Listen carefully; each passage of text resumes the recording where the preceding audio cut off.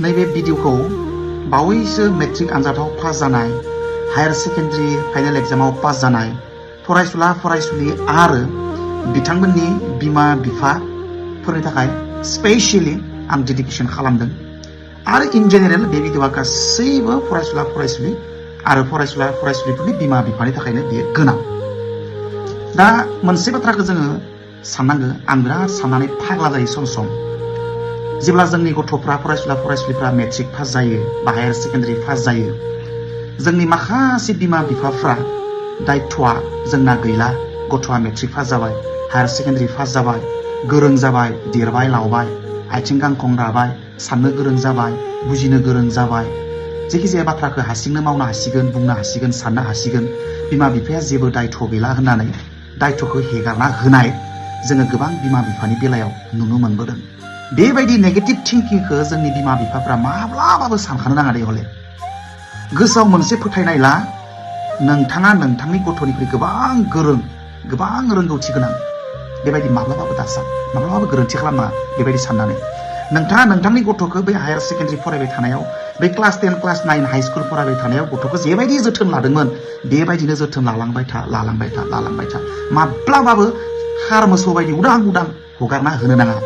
बे समाव गथ'फ्रा बोरैबा थासारिजों गोरोबनानै माब्ला मा गोरोन्थि मावफ्लांगोन बिसोर गावसोरनो हमनो हाया। नंगौ गथ'फ्रा मोजांब्लाबो माब्लाबा गाज्रि थासारिजों गोरोबनानै बा गाज्रि थासारिनि लोगोफोरनि खैसाराव गोग्लैनानै गाज्रि खामानियाव आगान होफ्लांनाया बारा गिदिर बाथ्रा नङा, बारा असम्भब बाथ्रा नङा। मावफ्लांनोबो हागौ। गाज्रि लोगोनि खैसाराव गोग्लैनानै, गाज्रि थासारियाव गोग्लैनानै माब्लाबा गाज्रि खामानिखौ मावफ्लांनोबो हागौ, माब्लाबा गाज्रि थांखिखौ लाफ्लांनोबो हागौ आरो बेयावनो बिसोरनि जिउआ मोनसे गाज्रि लामाजों टार्निं पइन्ट लानो हागौ। हायार सेकेन्डारियाव जिबायदि मोजां रिजाल्ट बानायबाय, मेट्रिकआव जिबायदि रिजाल्ट मोजां बानायबाय, फैबाय थानाय फाइनेल एग्जामफ्राव खिन्थु मोजां रिजाल्ट बानायनायाथ' गोजाननि बाथ्रा, माब्लाबा बिराद गिदिर बिपदआव गावथ' गोग्लैगोननो, बिमा बिफाखौबो खोख्लैनो हागौ। बेनिखायनो गावनि गथ'खौ माब्लाबाबो बिराद गोरों जाबाय, बिराद आथिं गांखं राबाय, गावनो साननो हाबाय, गावनो मावनो हाबाय होननानै 100% उदां हगारना होनो नाङा। बेखौ जोथोन ला, बेखौ खबर ला। माब्लाबाबो गावनि गथ'आ बिमा बिफानिख्रुइ बिराद गोरों जाबाय होननानै साननानै गावखौ फिसा साननानै लानो नाङा। नोंथाङा जिमान जिबाबो इसोरजों समान नोंथांनि गथ'नि थाखाय।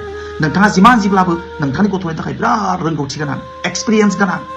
फोथायनाय ला, गथ'आ आं थानायखायसो दिनै आंनि गथ'आ गोरों जादों, नोंथाङा थानायखायसो दिनै नोंथांनि गथ'आ एडमिसन मोनदों। बे बुस्थुखौ गोसोआव साननानै ला।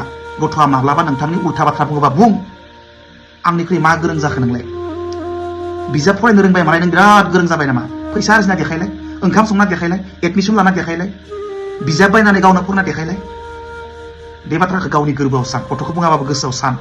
नोंथाङा नोंथांनि गथ'निख्रुइ माब्लाबाबो खम नङा, गोबां गोरों, गोबां रोंगौथि गोनां। माब्लाबाबो नेगेटिभ बाथ्राखौ दा सान, गथ'आ आंनिख्रुइ बिराद गोरों जाबाय, आं बेखौ दबथायनो हालिया। गथ'आ आथिं गांखं राबाय, जि सानो जि मावो बेनो कारेक्ट, माब्लाबाबो बिदि साननानै उदां हेगारनो होनो नाङा। आरो बेनिखायनो बे भिडिअखौ जेसे हायो शेयार खालाम आरो जेसेबां हायो गथ' गोनां बिमा बिफाफोरनो बे भिडिअखौ शेयार खालाम।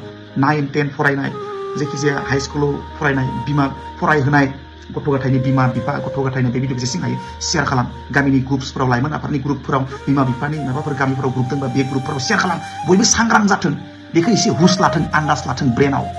Okay, see you next.